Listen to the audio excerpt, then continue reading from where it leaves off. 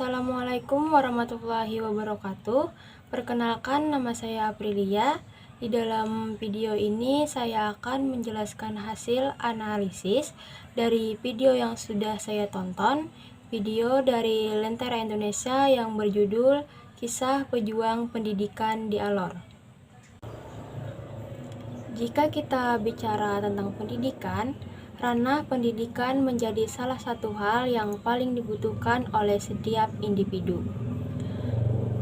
Pendidikan tidak mengenal usia tua ataupun muda, dan sesuai dengan perkembangan teknologi sekarang ini, di mana kita bisa memperoleh pendidikan tersebut dengan begitu mudahnya.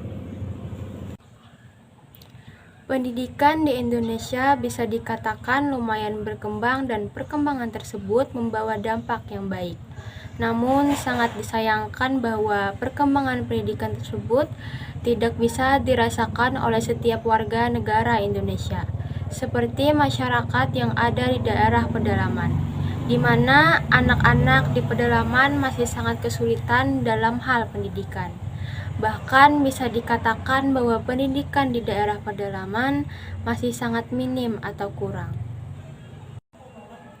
Seperti video yang sudah saya analisis, Desa Padang Panjang yang ada di Alor merupakan contoh di mana perkembangan pendidikan di sana sangatlah minim. Eksotisme alam, budaya, dan tradisi masyarakat menjadi identitas Alor. Alor adalah tanah surga yang ada di timur matahari.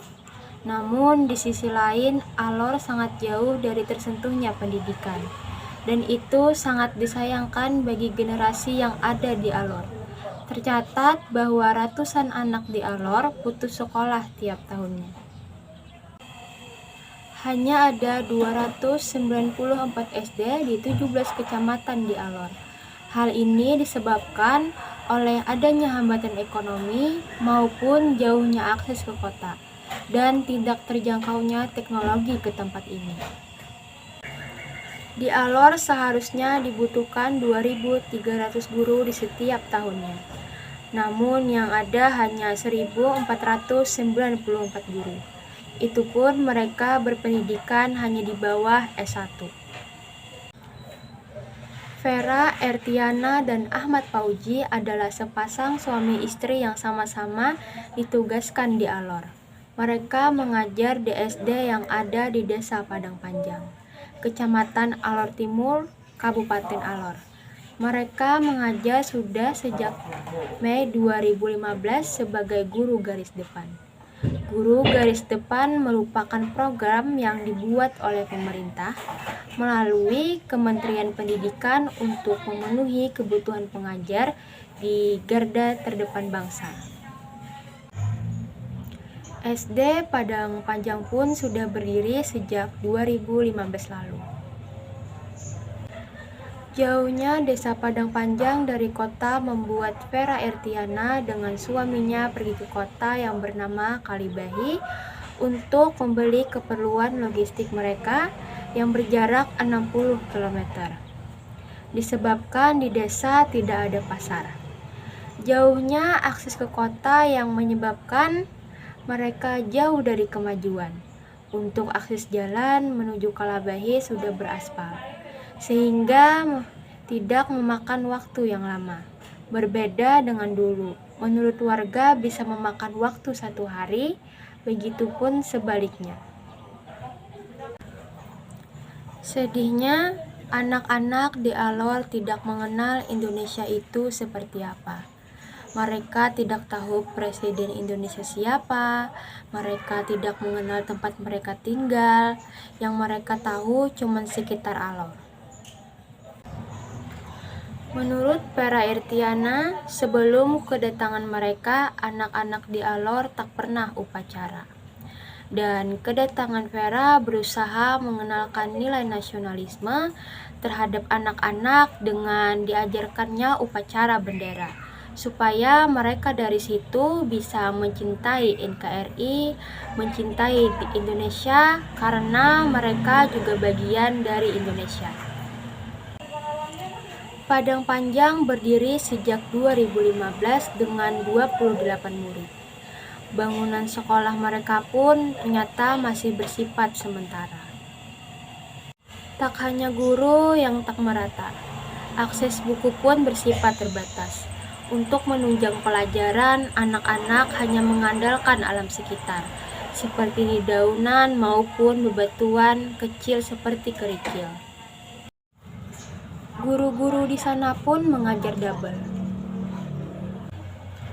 Keterbatasan yang ada tak membuat semangat para guru di SD Padang Panjang tak patah asa. Bagi mereka, mereka sangat puas dan bahagia bisa membantu anak-anak garda depan bangsa agar bisa tersentuh pendidikan. Delmar adalah salah satu murid kebanggaan dari SD Padang Panjang.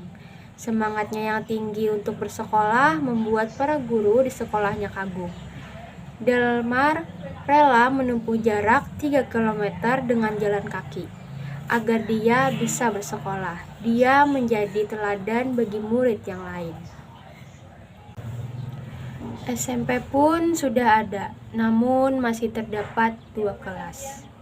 Beruntungnya pikiran masyarakat yang mulai terbuka, mulai mengikis angka pendidikan yang rendah di sana.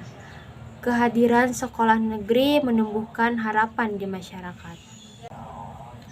Begitulah gambaran pendidikan di Alor. Meskipun pendidikan mereka jauh dari perkembangan zaman, namun mereka sama-sama punya kesempatan menjadi generasi Indonesia yang cemerlang, sesuai dengan kemampuan mereka masing-masing. Lalu, pelajaran apa yang dapat kita ambil setelah kita melihat video tersebut? Pendapat saya pribadi, walaupun anak-anak di pedalaman mendapatkan pendidikan yang kurang layak, tidak seperti di daerah perkotaan, tetapi mereka tetap bersemangat dalam menjalankannya. Mereka rela harus berjalan berkilo-kilometer hanya untuk mendapatkan pendidikan. Perjuangan guru-guru di pedalaman yang tidak memikirkan berapapun gaji mereka. Dari situ saya melihat, kita sebagai orang yang mempunyai pendidikan yang layak, masih terjangkau teknologi, harus membuat kita menjadi pribadi yang lebih bersyukur.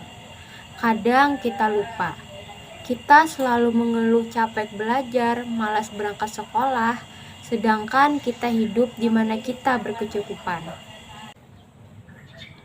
Sedangkan banyak anak-anak di luar sana yang jauh sekali di bawah kita, tapi mereka tetap bersemangat, tanpa ada kata lelah yang terucap dari mereka.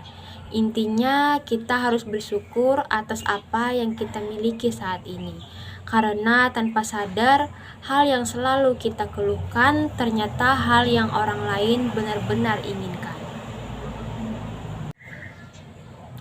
Lalu, hal-hal apa saja yang dapat saya terapkan di kelas saya sendiri? Mungkin hal-hal yang bisa saya terapkan di kelas saya adalah semangat mereka ketika belajar. Saya sangat ingin menerapkan bagaimana semangat belajarnya, semangat mempelajari sesuatu, dan rasa ingin sungguh-sungguh yang begitu besar. Perjuangan yang besar untuk mencapai pendidikan. Berakhirlah hasil analisis video dari Lentera Indonesia yang berjudul Kisah Pejuang Pendidikan di Alor. Terima kasih telah meluangkan waktu untuk menonton video saya. Saya ucapkan terima kasih. Sampai jumpa. Wassalamualaikum warahmatullahi wabarakatuh.